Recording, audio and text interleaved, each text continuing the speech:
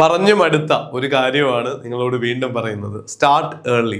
അതിനിയും 1-ാം തീയതി ആവാനോ പരീക്ഷ കഴിയാനോ പരീക്ഷയുടെ റിസൾട്ട് വരാനോ പോലും നോക്കിയിരിക്കേണ്ട. നമ്മൾ പലപ്പോഴും അങ്ങനെയല്ലേ, ന്യൂ ഇയർ ആവട്ടെ പുതിയ ഹാബിറ്റ് തുടങ്ങാം, റിസൾട്ട് വന്നിട്ട് പഠിക്കാം, അല്ലെങ്കിൽ അതിനേക്കാൾ രസകരമായ ഒരു കാര്യമാണ് നോട്ടിഫിക്കേഷൻ വന്നിട്ട് പഠിക്കാം എന്ന് വിചാരിച്ചിരിക്കുന്ന ആൾക്കാർ.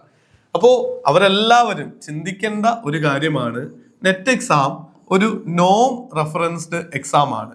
നിങ്ങൾക്കൊരു ക്രൈറ്റീരിയ കടക്കുന്നതിലൂടെ അല്ല, ഏറ്റവും മികച്ച ആളുകളെ നമ്മുടെ ഇന്ത്യയിൽ നിന്ന് ഈ സബ്ജക്റ്റിൽ, നിങ്ങളുടെ കൊമേഴ്സോ ഇംഗ്ലീഷോ ഏത് സബ്ജക്റ്റോ ആവട്ടെ, അതിൽ ഏറ്റവും മിടുക്കരായിട്ട് നിൽക്കുന്ന ഏറ്റവും മുകളിലുള്ള 6% പേർക്ക് മാത്രമേ നെറ്റ് കിട്ടുള്ളൂ.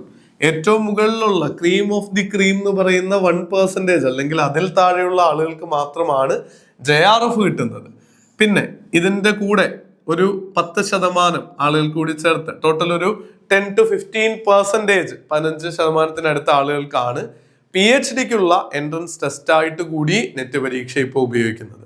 അപ്പൊ നിങ്ങൾ മനസ്സിലാക്കേണ്ട ഒരു കാര്യം, ഹയർ എഡ്യൂക്കേഷനിലേക്ക് പോകാൻ ആഗ്രഹിക്കുന്ന ഒരാളാണ്, അക്കാഡമിക്സ് ആണ് നിങ്ങളുടെ കരിയർ മേഖല എന്ന് നിങ്ങൾ തിരഞ്ഞെടുത്തു കഴിഞ്ഞാൽ നെറ്റ് പരീക്ഷയ്ക്ക് ഒരു ദിവസം മുൻപെങ്കിൽ ഒരു ദിവസം മുൻപ് സ്റ്റാർട്ട് ചെയ്യുക.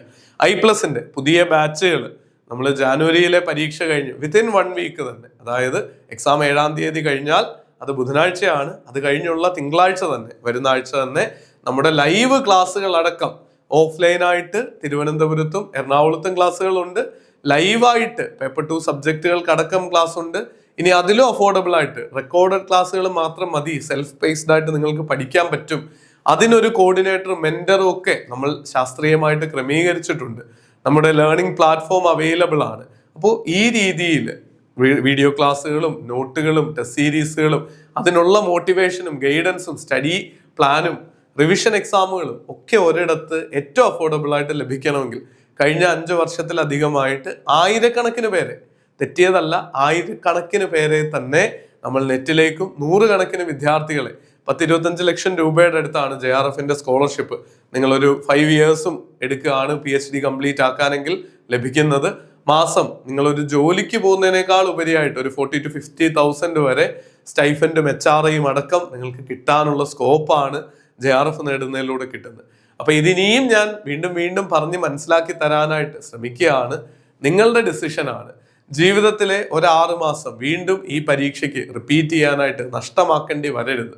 വളരെ പ്രഷ്യസ് ആയിട്ടുള്ള, നിങ്ങൾ പണം സ്പെൻഡ് ചെയ്യുന്നതോ സ്കോളർഷിപ്പ് ഒക്കെ വിട്ടേക്ക്, നിങ്ങളുടെ ലൈഫിലെ ഏറ്റവും വാല്യുബിൾ ആയിട്ടുള്ള റിസോഴ്സ് ആയിട്ടുള്ള ടൈമാണ് നഷ്ടമായി പോകുന്നതെന്ന് ഓർക്കുക. എത്രയും വേഗം നമ്മളെ കോണ്ടാക്ട് ചെയ്യുക, ട്രയൽ ക്ലാസ്സുകൾ കാണുക, റിവ്യൂസ് ഒക്കെ നോക്കുക. നിങ്ങൾ ക്ലാസിന്റെ ക്വാളിറ്റി മനസ്സിലാക്കി ഏറ്റവും അഫോർഡബിൾ ആയിട്ട് ഏറ്റവും എക്സ്പെർട്ടൈസ് ഉള്ള ഒരു ഫാക്കൽറ്റി ടീമിനോടൊപ്പം പഠിച്ചു മുന്നേറുക. വിജയം ഉറപ്പാണ്. All the very best. Thank you.